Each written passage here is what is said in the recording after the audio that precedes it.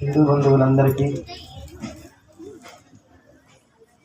ఆ యొక్క సీతారామచంద్ర స్వామి వారి అనుగ్రహంతో పాటు మా అనేక మంగళాశాసనాలు. మనం భారతదేశంలో ఉంటున్నాం, కానీ మన దేశం యొక్క ఔన్నత్యం, మన దేశం యొక్క గొప్పతనం, మన దేశం యొక్క విశేషం మనకెవరికి పూర్తిగా తెలియదు. ఎందుకంటే ఇది వేదభూమి, జ్ఞానభూమి, తపోభూమి, మోక్షభూమి, కర్మభూమి, యోగభూమి, మాతృభూమి అని ఇన్ని రకరకాల పేర్లతోటి మన భారతదేశాన్ని మనం అందరం చెప్పుకుంటూ ఉంటాం. అయితే ఇటువంటి భారత భూమిలో ఎన్నో మతాలు వచ్చి మన హైందవ సనాతన ధర్మాన్ని నాశనం చేయడానికి, మన యొక్క సనాతన వైభవాన్ని తుడిచిపెట్టుకుపోవడానికి ఎంతోమంది ఎన్నో విధాలుగా మన భారతదేశం పైన దండెత్తారు. కానీ అప్పటి కాలంలో ఆ కైలాస శంకరుడే కాలరెడ్డి శంకరుడుగా వచ్చి 32 ఏళ్ల వయసులోనే భారతదేశం మొత్తము కూడా 4 సార్లు పర్యటించి అనేకమైనటువంటి పాషండ మతాలను ఖండించి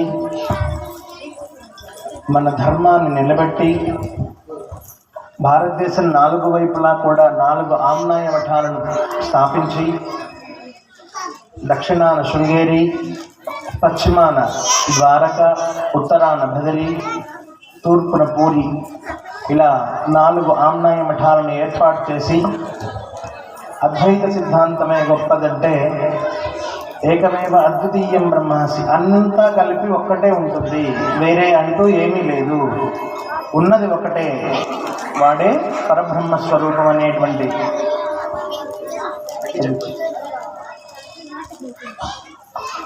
ఉన్నది ఒకటే, వేరొకటి ఇంకోటి లేదని అప్పట్లో శంకరాచార్యుల వారు ఆ మతాలన్నింటినీ ఖండించి మన హిందూ ధర్మమే, సనాతన ధర్మమే గొప్పదని స్వామివారు ప్రబోధం చేసి ఆయన 32 ఏళ్లకే వారు అయిపోయారు. తర్వాత మన కాలక్రమంలో మన భారతదేశం యొక్క సంతతి వైభవం, గొప్పతనం మనకున్నటువంటి దేవాలయ వ్యవస్థలోనే ఉంది. అటువంటి దేవాలయాల్ని ఎంతోమంది రాజులు దాడి చేసి ఆ వ్యవస్థని మొత్తం నాశనం చేశారు. నాశనం చేస్తే అప్పట్లో అనేక మంది స్వాతంత్ర సమరయోధులు, ఎంతోమంది గొప్ప గొప్ప వాళ్ళందరూ కూడా దాన్ని ఖండించి దాంతో పోరాడి వాళ్ళ ప్రాణాలు వదిలినటువంటి సంఘటన మనం ఎంతోమందిని చూసాం మన ధర్మం కోసం. కానీ అంతమంది ప్రాణాలు వదిలినా సరే మన దేశానికి జరిగినటువంటి నష్టాన్ని మనం పూడ్చుకోలేకపోయాం. అటువంటి తరుణంలో ఇప్పటికి కరెక్ట్గా 100 సంవత్సరాల క్రితం ఇదే వ్యవస్థ ఇంకా చాలా ఘోరంగా మన హిందువుల్ని ఎంత ఘోరంగా హింసిస్తున్నటువంటి తరుణంలో ఆర్ఎస్ఎస్ రాష్ట్రీయ స్వయం సేవక్ అనేటువంటి ఒక సంఘం ఏర్పడి, కేశవరావు బలరాం హెగ్డే డాక్టర్జీ అంటారు, ఆయన ఈ సంస్థను ఒకటిని ఏర్పాటు చేసి ఈ సంస్థ ద్వారా వ్యవస్థని సంఘటితం చెయ్యాలి, ఈ వ్యవస్థని కాపాడుకోవాలి, ఈ నాశనమైపోతున్నటువంటి మన హైందవ సనాతన ధర్మాన్ని నిలబెట్టుకోవాలనేటువంటి ఉద్దేశంతో అప్పటి కొంతమందితోనే ఈ ఆర్ఎస్ఎస్ రాష్ట్రీయ స్వయం సేవక్ సంఘాన్ని ఏర్పాటు చేసి దీని ద్వారా ప్రజల్లో మన అంతరించిపోతున్నటువంటి హైందవ సనాతన ధర్మాన్ని నిలబెట్టాలని, మన సనాతన ధర్మ వైభవాన్ని మళ్ళీ సంఘటితం చేయాలనేటువంటి ఉద్దేశంతో ఈ ఆర్ఎస్ఎస్ మొదలైంది. అయితే అయినప్పటికీ అప్పటి నుంచి ఇప్పటి వరకు కూడా ఆర్ఎస్ఎస్ ప్రజల్లో అనేక సంఘాల ద్వారా, అనేక పథకాల ద్వారా మనలో ఉన్నటువంటి హైందవ సనాతన ధర్మాన్ని మేల్కొల్పడానికి ప్రయత్నిస్తూనే ఉంది. అయినప్పటికీ మనం మేల్కోలేకపోతున్నాం. ఎందుకు మేల్కోలేకపోతున్నామంటే బ్రిటిషర్లు మనకి ఇచ్చినటువంటి గొప్ప జాడ్యాన్ని మనం వదులుకోలేక, కొంతమంది మతోన్మాద శక్తులు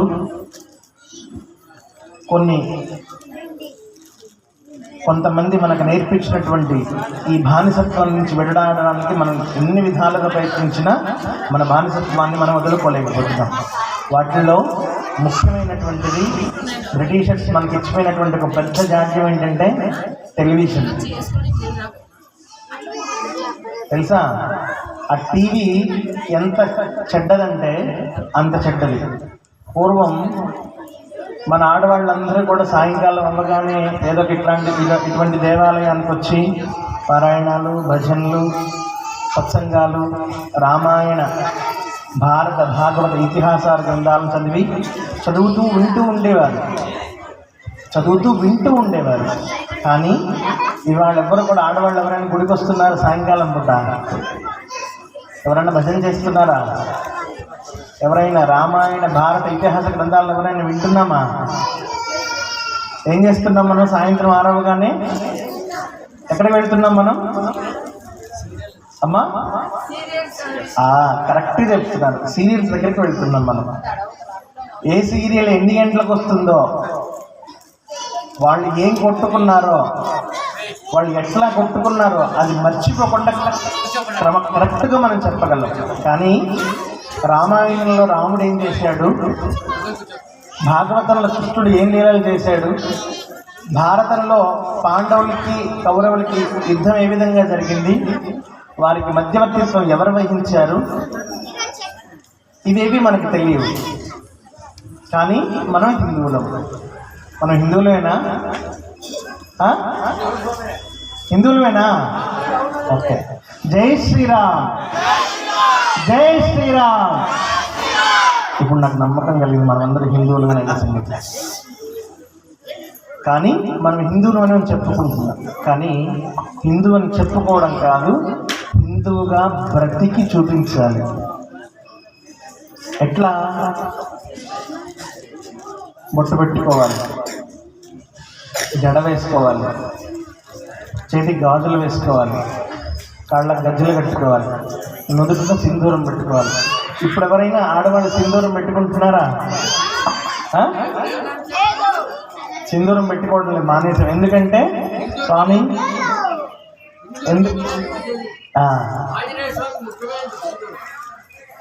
సీతమ్మ వారు నుదుటను పెట్టుకునేది సింధూరమే. ఆ సింధూరాన్ని మనం పెట్టుకోవడం మనం మర్చిపోయాం.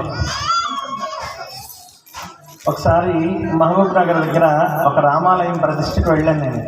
వెళ్తే ఒక తల్లి తన బిడ్డని తీసుకొచ్చింది. ఆ తల్లి మాత్రం చక్కగా గాజులు వేసుకుంది, బొట్టు పెట్టుకుంది, తల్లి నిండా పూలు పెట్టుకుంది, అంత చక్కగా ఉంది. కానీ కూతురు మాత్రం ఒక జీన్స్ ప్యాంట్ వేసింది, ఒక టీషర్ట్ వేసింది, అది కూడా ఇక్కడికే నెక్, చేతికి గాజులు, జుట్టు విరబోస్తుంది. అందరూ వస్తున్నారు, ఆవిడకి తీర్థం ఇస్తున్నారు. కొంతమంది ఆడపిల్లలకి నేను తీర్థం ఇవ్వటం లేదు. ఆడపిల్లలకి అయితే మగపిల్లలకు కూడా నేను తీర్థం ఇవ్వట్లేదు. ఎందుకంటే మగపిల్ల వాడు నుదుటం బొట్టలేదు కాబట్టి వాడు హిందువో కాదో తెలియదు, ఎవడో నాకు తెలియదు కాబట్టి నేను తీర్థం ఇవ్వను. ఆడపిల్లల్లో మరి జడ వేసుకోకపోతే, మా పరంపరలో శంకరాచార్య వారి పరంపరలో ఆడవాళ్ళకి చేతికి గాజులు లేకుండా, నుదుటిని బొట్టు లేకుండా, జుట్టు విరబోసుకుంటే తీర్థం ఇవ్వకూడదు. అది మన ధర్మం కాదు, అది మన ధర్మం కాదు. కానీ అక్కడికి ఆమె వచ్చింది, నేను వాళ్ళ అమ్మగారికి తీర్థం ఇచ్చాను, అమ్మగారు వెళ్ళిపోయింది, అమ్మాయికి తీర్థం ఇవ్వలేదు, వెళ్ళిపో అని చెప్పాను. వాళ్ళ అమ్మగారు వచ్చింది మళ్ళీ వెనక్కి, స్వామి మాకు తీర్థం ఇచ్చారు, మా అమ్మాయికి తీర్థం ఇవ్వలేదు స్వామి అని అడిగింది. నేను చెప్పాను, అమ్మ మీరేమో చక్కగా హిందువులాగా ఉన్నారు, ఆ అమ్మాయి హిందువో కాదో తెలియదు, అసలు ఏంటో తెలియదు, ఆమె కాళ్ళకి గజ్జలు లేవు, చేతికి గాజులు లేవు, నుదుటను బొట్టు లేదు, నేను తీర్థం ఇవ్వను అమ్మా అని. వాళ్ళ అమ్మగారు ఏం సమాధానం చెప్పింది తెలుసమ్మా? ఏం చెప్పింది ఎక్స్పెక్ట్ చేయండి? కాదు, ఆవిడ చెప్పింది నాకు, మా అమ్మాయికి జడ వేసుకుంటే తల నొప్పి స్వామి, అందుకని జడ వేసుకోవాలి స్వామి, జుట్టు విరబోసుకుంది. జడ వేసుకోవడం మన ధర్మం, జుట్టు విరబోసుకోవడం మన ధర్మం కాదు. అలా జుట్టు విరబోసుకొని దెయ్యాలు మాత్రమే తిరుగుతాయి. మీరు దెయ్యాలనుకుంటే జుట్టు విరబోసుకొని తిరగండి. నుదుటిని పెట్టుకోవడం అది ఫ్యాషన్ కోసం కాదమ్మా. నుదుటిని బొట్టు పెట్టుకోవడం, ఇక్కడ మన షట్చక్రాల్లో ఆజ్ఞాచక్రం అని ఒకటి ఉంటుంది. ఆ ఆజ్ఞాచక్రాన్ని గట్టిగా రోజు ఒత్తి పెట్టుకోవడం వలన ఇలాగా ఆ ఆజ్ఞాచక్రం యాక్టివేట్ అవుతుంది. యాక్టివేట్ అయినప్పుడు అది పురుషుడు కానీ స్త్రీ కానీ ఎవరికైనా సరే, ఇక్కడ ఆజ్ఞాచక్రం గట్టిగా ఒత్తి బొట్టు పెట్టుకోవడం వలన ఆజ్ఞాచక్రం యాక్టివేట్ అయ్యి ఏది మంచి ఏది చెడు, ఏది నిత్యం ఏది అనిత్యము, ఏది శాశ్వతం ఏది అశాశ్వతము అనేటువంటి ఒక జ్ఞానం మనలో కలుగుతుంది. ఆ జ్ఞానం కలిగినప్పుడు మనకి పరివర్తన కలుగుతుంది. అందుకని బొట్టు పెట్టుకోమని చెప్పారు, కానీ అది ఫ్యాషన్ కోసం బొట్టు పెట్టుకోమని చెప్పలేదు. అయితే వాళ్ళ అమ్మగారు ఏమన్నారంటే, బొట్టు పెట్టుకోలేదమ్మా, ఎందుకనంటే మా అమ్మాయిని స్కూల్లో బొట్టు పెట్టుకుంటే రానివ్వరు స్వామి అని. ఈ స్కూల్ కాదుగా, మరి మనం పిల్లల్ని అట్లాంటి స్కూళ్ళలో జాయిన్ చేయడం ఎందుకు? ఇప్పుడు మన పిల్లలందరినీ ఎక్కడెక్కడ ఏ స్కూల్లో జాయిన్ చేస్తున్నామంటే సెయింట్ ఆన్ స్కూల్లో, సెయింట్ జోసెఫ్ స్కూల్లో, సెయింట్ మేరీ స్కూల్లో. ఎందుకు ఆ దౌర్భాగ్యం? మనకి మన ధర్మాన్ని మనకు నేర్పేటువంటి పాఠశాలలు ఎన్నో ఉన్నాయి. మన సనాతన వైభవాన్ని మనకు నేర్పేటువంటి ఆచరించేటువంటి పాఠశాలలు చాలా ఉన్నాయి. అటువంటి స్కూళ్ళలో మీ పిల్లల్ని జాయిన్ చేయండి. మన ధర్మానికి చేటు కలిగించేటువంటి స్కూళ్ళల్లో మీ పిల్లల్ని ఎందుకు జాయిన్ చేస్తారు? ఆ స్కూళ్ళల్లో పిల్లల్ని జడ వేసుకొనివ్వరు, బొట్టు పెట్టుకొనివ్వరు, గజ్జలు వేసుకొనివ్వరు, గాజులు వేసుకొనివ్వరు. అట్లాంటి స్కూళ్ళలో మీరెందుకు జాయిన్ చేస్తారు? మీ పిల్లలేం ఇది కాదు కదా, మన పిల్లలు హిందువుల పిల్లలే కదా, మనమేం దేవుడి పుట్టిన బిడ్డలు ఏం కాదు కదా. మనం అట్లాంటి స్కూళ్ళలో ఎందుకు మనం జాయిన్ చేయడం? ఇదే ఆర్ఎస్ఎస్ రాష్ట్రీయ స్వయం సేవక్ సంఘ్ నిర్వహిస్తున్నటువంటి సరస్వతి విద్యా మందిరాలు ఎన్నో ఉన్నాయి. మన అనంతపురంలో కూడా ఉన్నాయి, 2 ఉన్నాయి. ఆ దాంట్లో ఇంగ్లీష్ మీడియం కూడా ఉంది. మీరు ఇంగ్లీష్ మీడియం స్కూళ్ళకే కదా పంపించాలనుకున్నది. స్కూల్ తోటి మీకేం పని? అవునులే, పెద్ద ఫీజులు కడితే అది మంచి స్కూళ్ళు. చిన్న ఫీజులు కట్టించుకొని చక్కగా మన ధర్మాన్ని మనం నేర్పుతూ, మన ఆచార వ్యవహారాలు, మన కట్టుబాట్లు మనకు నేర్పుతున్నటువంటి స్కూళ్ళల్లో పిల్లల్ని జాయిన్ చేస్తే అది పనికిరాని స్కూల్, చిన్నతనం. పక్కనింటి వాడు నారాయణ స్కూల్లో జాయిన్ చేస్తే వాడికంటే ఇంకా పెద్ద స్కూల్లో మన బిడ్డను జాయిన్ చేయాలి. ఇక్కడ పోటీతత్వం విద్యా వ్యవస్థల్లో పోటీతత్వం కాదు, విద్య నేర్పేతనంలో పోటీతత్వం మనకి రావాలి. కానీ మన ధర్మాన్ని మనం నేర్చుకునే దాంట్లో పోటీతత్వం రావాలి, మన ధర్మాన్ని మనం నిర్వర్తించే దాంట్లో మనకు పోటీతత్వం రావాలి. కానీ మన ధర్మాన్ని నాశనం చేసే దాంట్లో పోటీతత్వం ఎందుకు? కాబట్టి అట్లాంటి స్కూళ్ళల్లో జాయిన్ చేయకండి దయచేసి మీ బిడ్డల్ని. చక్కగా మన ధర్మాన్ని నేర్పే స్కూళ్ళు చాలా ఉన్నాయి, అటువంటి స్కూళ్ళల్లో మన బిడ్డల్ని జాయిన్ చేద్దాం. ఆ విధంగా ఆ తల్లి చెప్పింది, బొట్టు పెట్టుకుంటే మా పిల్లల్ని స్కూల్లోకి రానివ్వరు సార్. మరి గాజులు తీసుకోలేదమ్మా అంటే, మా అమ్మాయికి గాజులు వేసుకుంటే అక్కడ కొట్టుకుంటే నరాలు వాస్తాయి స్వామి అని చెప్పింది. అది ముఖ్యంగా మన తల్లుల్లో, ముఖ్యంగా తల్లుల్లో రావాలి ఆ మార్పు, బిడ్డల్లో కాదు. నీ బిడ్డ జడ వేసుకోలేదనుకో, నువ్వు జడవేయి. అది జడ విప్పేసిందనుకో గట్టిగా 2 బైకులు జడ వేసుకుంటుంది. బొట్టు పెట్టుకోలేదనుకో ముట్టికాయలు వేయి, బొట్టు పెట్టుకుంటుంది. గాజులు వేస్తానుకో, నువ్వు ఎట్లా పూరీ చేస్తుంటావు అది గట్ట, ఆ పూరీ గట్టితే 2 వేయి చేతికి, నోరు పూసుకొని 2వ రోజు గాజులు వేసుకుంటుంది. ఇది మన ధర్మం. మీ బిడ్డలకు మీ ధర్మాన్ని మీరు నేర్పకపోతే రేపటి రోజున మీ బిడ్డలు మిమ్మల్ని తీసుకెళ్ళి ఎక్కడ పడేస్తారు అంటే, వాళ్ళకి ఆ ధర్మం లేక, తెలియక, మన ధర్మ సనాతన వైభవం తెలియక, మన ధర్మాన్ని, మన కట్టుబాట్లు, మన ఆచార వ్యవహారాలు తెలియక మన బిడ్డలు పెద్ద అయ్యాక మిమ్మల్ని తీసుకెళ్ళి ఎక్కడ పడేస్తున్నారయ్యా అంటే వృద్ధాశ్రమాల్లో పడేస్తున్నారు. ఇప్పటికైనా మనం మేలుకోవాలి. మేలుకోకపోతే మనం కూడా అనాథ ప్రేతల్లాగా మనం పడాల్సి వస్తుంది. మన ధర్మాన్ని మన బిడ్డలకి మనం నేర్పితే, మన బిడ్డలు మన ఇంట్లో పెట్టుకొని తల్లి తండ్రి అనేటువంటి గౌరవం తెలిస్తే, ఆ బిడ్డలు తల్లి తండ్రిని ఎక్కడో వృద్ధాశ్రమాల్లో పడేయరు, ఇంట్లో పెట్టుకొని చక్కగా రోజు పూజ చేస్తారు. ఇది మన సనాతన ధర్మం. ముఖ్యంగా మన భారతీయ సనాతన ధర్మంలో 3 గొప్పలు ఉన్నాయి. 1 గంగా, 2 గోవు, 3వది గీత. గంగా ఎంత పవిత్రమైందో మీకు తెలుసు. మన పాపాలను కడగడం కోసం భగీరథ మహర్షి తపస్సు చేసి ఆ ఇలలో ఉన్నటువంటి గంగని భూపైకి తీసుకొచ్చి మన భారతదేశాన్ని మొత్తం పునీతం చేశాడు ఆ మహానుభావుడు. అటువంటి గంగని ఈరోజు మనం కలుషితం చేస్తున్నాం. ఎన్ని బోర్లు వేస్తున్నాం మనం? ఎందుకు మనకు అన్ని బోర్లు? కొన్ని వేల అడుగుల భూమాతను మనం తవ్వుతున్నాం అంటే దానికి కూడా మనమే కారణం. ఎప్పుడైతే మనం మన వాతావరణాన్ని, మన పర్యావరణాన్ని నాశనం చేస్తున్నామో, మన నదుల్ని, వాటన్నిటిని మనం ఎప్పుడైతే పాడు చేస్తున్నామో అప్పుడు పర్యావరణం కూడా మన మీద ప్రకోపించి మనల్ని మరణాశనానికి దారితీస్తుంది. గంగను కూడా మనం అలాగే పవిత్రంగా మనం కాపాడుకోగలిగితే గంగను మనం కాపాడుతుంది. మీకు తెలుసా, కాశీలో, వారణాసిలో గంగా పోతూ ఉంటుంది. చనిపోయినటువంటి శవాన్ని సగం కాలిన తర్వాత గంగా నదిలో పడవేస్తారు. ఎందుకు పడవేస్తారు అంటే అందరూ ఏమనుకుంటారంటే అయ్యో పారే నీళ్ళలో గంగను, ఆ శవాన్ని పడేస్తే నీళ్లు కలుషితం అయిపోతాయి. గంగ కలుషితం కాదు. ఆ గంగకి ఒక గొప్పతనం ఉంది. ఆ శవాన్ని, సగం కాలినటువంటి శవాన్ని గంగలోకి వేస్తే 2 రోజుల తర్వాత ఆ శవం ఏం మిగలదు, మొత్తం బూడిదైపోతుంది. గంగకి అంత శక్తి ఉంది. మీరు గంగని తీసుకొచ్చి ఇంట్లో పెట్టండి, స్టోర్ చేయండి, మిగతా నీళ్ళు స్టోర్ చేయండి, కొన్ని రోజులు ఇది పాచిపడతాయి. గంగ ఎన్నేళ్ళైనా పాచిపట్టదు. అందుకు అంత పరమ పవిత్రమైనటువంటిది గంగ. ఈరోజు మనం గంగని మన చేతులతోనే మనం పాడు చేసుకుంటాం. కానీ ఒక మహానుభావుడి వల్ల అది మళ్ళీ, ఆ మహానుభావుడు ఎవరో కాదు, నరేంద్ర మోడీ గారి వల్ల మళ్ళీ గంగా నది ప్రక్షాళనయ్యి శుచిగా, శుభ్రంగా ఈరోజు మనం స్నానం చేయడానికి అనుకూలంగా ఉంది వారణాసిలో. తర్వాత రెండవది గోవు. పూర్వం మీరందరూ కూడా పల్లెటూరు వ్యవస్థ నుంచి వచ్చినటువంటి వాళ్ళమే కదా, అవునమ్మా? అందరూ కూడా పల్లెల నుంచి వచ్చినటువంటి వాళ్ళమే కదా. మరి పల్లెల్లో పూర్వం అందరిళ్లలోనూ ఆవు ఉండేది. ఇప్పుడంటే మనం సిటీస్లోకి వచ్చాంలే, మనం ఆవును పెంచుకోలేకపోవచ్చు, చిన్న చిన్న ఇళ్ళు కాబట్టి. పూర్వం ఆవు ఉండేది కదా. ఆవుని మనం సంరక్షించుకోవాలి. ఎందుకంటే ఆవు మూత్రం ఎన్నో జబ్బులకు ఔషధంగా పనిచేస్తుంది. ఆవు మూత్రం ఎన్నో జబ్బులకు ఔషధంగా పనిచేస్తుంది.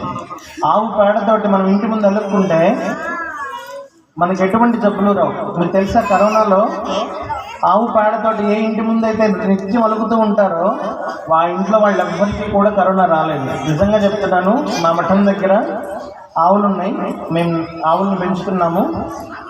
మా చుట్టూ ప్రాంతంలో ఉన్నటువంటి ప్రాంతం ఎవరికి కరోనా రాలేదు. కానీ మళ్ళీ అవతల పక్క కరోనా వచ్చింది, యువతల పక్క మళ్ళీ కరోనా వచ్చింది. మా ఏరియాలో ఎవరికి కరోనా రాలేదు. ఎందుకనంటే ఆవు యొక్క మూత్రం పట్టేటువంటి ప్రాంతం, ఆవు పేడను వేసినటువంటి ప్రాంతం కొన్ని యోజనాల వరకు కూడా దాని యొక్క ప్రభావం చేత వైరస్ని నాశనం చేస్తుంది. అంత గొప్పది. కానీ ఇప్పుడు రోడ్ల మీద తిరిగేటువంటి ఆవులు కాదు, మనం గడ్డి వేసి పెంచినటువంటి ఆవులకు ఆ శక్తి వస్తుంది. ఎండకి తిరిగి గడ్డి వేసినటువంటి ఆవులకు ఆ శక్తి వస్తుంది. ఇప్పుడు తినే ఆవులన్నీ మీరు పెట్టినటువంటి బియ్యము, మీరు పెట్టినటువంటి బెల్లము, మీరు పెట్టినటువంటి బియ్యం పెంచుకుని పేడ వస్తాయి. ఆ పేడను వాసన చూడండి, పంట వాసన వస్తుంటుంది. అదే గడ్డి వేసినటువంటి ఆవులు, నీళ్లు తాగినటువంటి ఆవులు చూడండి, మంచి పేడ, కమ్మటి వాసన వస్తుంది. అటువంటి పేడతో మనం అలుపుకోవడం వలన, ఇప్పుడు ఎవరైనా పేడతో అలుపుతున్నారా? ఏమలుపుతున్నారు? పేడ కలర్. Yes, correct. ఇప్పుడు పేడ కలర్. అది పేడ కలర్ వేసేస్తే సరిపోయింది, అంతే, పేడ అయిపోయింది. కానీ అది పేడ వేస్తే లక్ష్మి. పేడను మన ఇంటి ముందు అలుక్కుంటే లక్ష్మీ స్వరూపం. దాని ద్వారా మన ఇంట్లో అలక్ష్మీ నిర్గమ్యతాం, స్థిరలక్ష్మి నివాసం ఉంటుంది. అందుకని ఆవుతో పేడ అలకమని చెప్పారు. కానీ ఇప్పుడు అలికే ఇళ్ళు లేవు, అలికే లోగిళ్ళు లేవు. కానీ ఆవుని మన చేతులతో మనమే నాశనం చేస్తున్నాం. ఆవును కాపాడాల్సినటువంటి బాధ్యత ప్రతి హిందూ పైన ఉంది.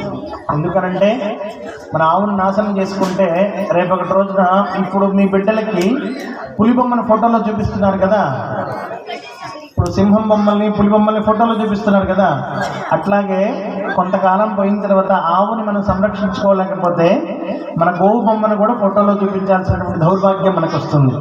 కాబట్టి మనం ఆవును చాకలేకపోయినా పర్వాలేదు, చాకేటువంటి సంస్థలు చాలా ఉన్నాయి. ఇదే RSS, రాష్ట్రీయ స్వయం సేవక్ సంఘ్, కొన్ని వేలాది గోశాలను నిర్వహిస్తుంది, వందలాది గోశాలను నిర్వహిస్తుంది. అటువంటి దానికి మనం సహకరించి ఆ గోపోషణ మనం చెయ్యాలి. మనం మనం దాన్ని సంవత్సరం మొత్తం సాకలేకపోయినప్పటికీ కొంతకాలమైన, అది 1 రోజు 2 రోజులు తినగలిగి గడ్డిని మనం కొనివ్వగలిగితే చాలు కదా.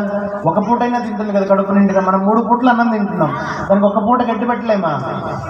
మన హైందవ ధర్మంలో ఉన్నాం, మన సనాతన ధర్మంలో ఉన్నాం, మనం అందరం హిందువులు అని చెప్పుకొని గర్వంగా చెప్పుకుంటున్నాం. కానీ గోవును కాపాడుకోలేకపోతే అందుకే ఒక మంత్రం ఉంది, గోబ్రాహ్మణేభ్య శుభమస్తు నిత్యం లోకా సమస్తా సుఖినో భవంతు. గోవుని బ్రాహ్మణ్ణి మనం ఎక్కడైతే సుభిక్షంగా చూడగలుగుతామో అక్కడ లోకం మొత్తం సుభిక్షంగా ఉంటుంది. ఇవాళ రోజున మనం చూస్తున్నాం, మన ఏరియా దగ్గరలోనే ఎన్నో కబేళాలు ఉన్నాయి. ఆవుని కోసి మాంసం ముద్దలుగా వేసి అమ్మేటువంటి కొన్ని కబేళాలు ఉన్నాయి. కానీ అటువంటి వాటిని మనం ఆపాలి.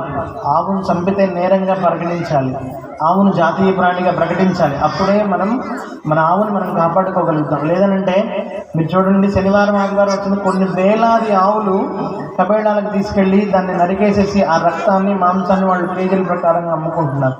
కానీ యజుర్వేదంలో ఒకటి చెప్పారు వేదంలో, ఎక్కడైతే ఆవు యొక్క రక్తం ఏ భూభాగం మీద అయితే పడిందో ఆ భూభాగం మొత్తం కరువుతో అలమటిస్తుందని చెప్పి మనకి వేద ప్రమాణం ఉంది. అటువంటిది అంత గొప్పది మన ఆవు. ఇంకా మూడవది గీత. మనం భగవద్గీతని ఇప్పుడు ఎక్కడ పెడుతున్నాం? అందరం కాదు, చనిపోయినటువంటి శవాల దగ్గర పెడుతున్నారు. మనం పెడుతున్నాం, అది దాని విలువ తెలిసినటువంటి వాళ్ళం మనం పూజా మందిరంలో పెడుతున్నాం. కానీ భగవద్గీతను ఎక్కడ పెడుతున్నాం? చనిపోయినటువంటి శవాల దగ్గర పెడుతున్నాం. కానీ ఏదైతే ఈ శరీరం ఉంది శవంగా మారకముందు తెలుసుకోవలసినటువంటిది గీత, భగవద్గీత. ఆ గీతని ఇవాళ మనం రోడ్ల పైన చచ్చిపోయినటువంటి శవాల దగ్గర మనం పెడుతున్నాం. కానీ అది కాదు భగవద్గీత. మన దేశం యొక్క గొప్పతనాన్ని చెప్పేది భగవద్గీత. ఒక మనిషి ఎలా బ్రతకాలని నేర్పించేటువంటిది భగవద్గీత. ఒక మనిషి ఎలా బ్రతకాలని చూపించేది భగవద్గీత. ఏ ధర్మం ఆచరించాలని చెప్పేటువంటిది భగవద్గీత. అందుకని మన దేశానికి నా దేశం భగవద్గీత, నా దేశం అగ్ని పునీత సీత. అంత పవిత్రమైనటువంటి ఆ సీతమ్మ వారు ఎంత అగ్నిలో దొరికినాక సరే పవిత్రంగా ఎలా బయటకు వచ్చిందో మన భారతదేశంలో భగవద్గీత అంత గొప్పది. అటువంటి ఆ గీతని మనం ఇవాళ రోజున మన బిడ్డలకి మనం నేర్పకపోతే, అమ్మ మన పిల్లలకి భగవద్గీత నేర్పితే వాళ్ళు ఎలాగైనా బ్రతికేస్తారు. దాంట్లో అంత విశేషమైనటువంటిది భగవద్గీత. ఏ పిల్లలైతే భగవద్గీతను చదవరో తల్లిదండ్రుల మీద గౌరవం ఉండదు, గురువు అనేటువంటి భయం ఉండదు, దేవుడు అనేటువంటి భక్తి ఉండదు. భగవద్గీత మన బిడ్డలకు మనం నేర్పుకోగలిగితే రేపటి రోజున మన బిడ్డల్ని మనం కాపాడుకోగలుగుతాం. లేదంటే మన ధర్మం వాళ్ళకి తెలియక వేరే దారికి పోయి మన బిడ్డలందరూ నాశనం అయిపోతారు. కాబట్టి ఇటువంటి భక్తిని, ధార్మికతను మనల్ని నింపడం కోసమే ఆర్ఎస్ఎస్ రాష్ట్రీయ స్వయం సేవక్ సంఘ్ మన హిందువులందరిలో మనల్ని సంఘటితం చేయడం కోసం, మనమందరం ఒక తాటిపై నడపడం కోసం యజుర్వేదంలో ఒక మంత్రం సంగచ్చద్వయం సంభదద్వయం అని ఒక నినాదం ఉంది. ఆ నినాదాన్ని ఆర్ఎస్ఎస్ పాటిస్తుంది. అందరం కలిసి నడుద్దాం, ఒకే మాట మీద నిలబడదాం అనేటువంటిది యజుర్వేదంలో ఉన్నటువంటి ఒక మంత్రం. ఆ మంత్రాన్ని మనం అందరం కూడా తెలుసుకొని మనం పాటించగలిగితే మన ధర్మాన్ని మనం కాపాడుకోగలుగుతాం. ఆ విధంగానే ఆర్ఎస్ఎస్ రాష్ట్రీయ స్వయం సేవక్ సంఘ్ ఇటువంటి హిందూ సమ్మేళనాలను నిర్వహిస్తూ అనేక వాడవాడల్లో ఎక్కడైతే హిందూ ప్రజలు ఉన్నారో వాళ్ళందరినీ సంఘటితం చేయడం కోసమే ఇటువంటి హిందూ సమ్మేళనాల్ని దేశంలో అనేక చోట్ల నిర్వహిస్తుంది. ఇప్పుడైనా సరే మనం కళ్ళు తెరిచి మన జాతిని మనం కాపాడుకోవడం కోసం, మన ధర్మాన్ని మనం నిలుపుకోవడం కోసం ఇటువంటి హిందువులందరం ఒకే తాటి మీదకి వచ్చి మనం సంఘటితం అయితేనే మన ధర్మాన్ని మనం కాపాడుకోగలం. కాబట్టి ఇక్కడికి వచ్చినటువంటి మీరందరికీ కూడా ఆ యొక్క రామచంద్రుడైనటువంటి స్వామివారి అనుగ్రహం మీ అందరిపైన ఉండాలని కోరుకుంటూ జై శ్రీరామ్.